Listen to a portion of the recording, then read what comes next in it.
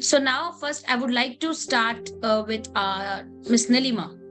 Miss Nilima, thank you for joining. And what are your insights on the subject? Thank you so much for giving me the opportunity. And see, my insight around this is like now digital should be a way of life.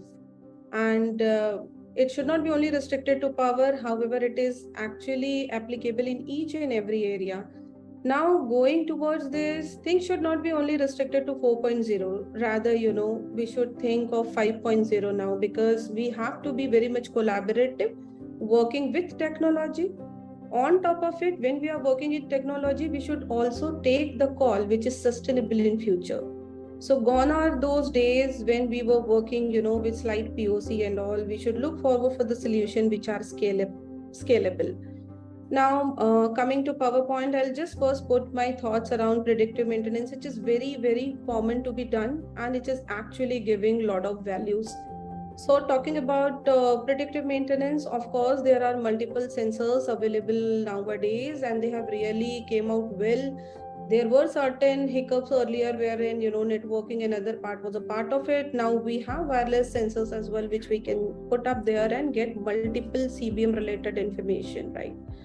Having said that, that gives us also insight in terms of how my things are performing, and also predicting certain things how I'm expecting them to perform in future, where we are expecting certain downtime in future, or many other things around the asset life cycle as well.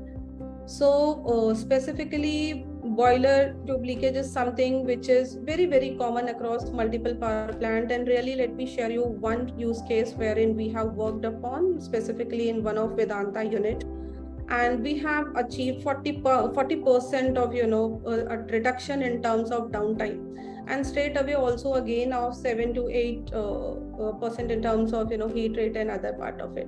So this is how multiple initiative in terms of digital is helping us around, and there is a lot to see which will ultimately end up helping us out, improving the reliability as well as efficiency altogether for a power plant.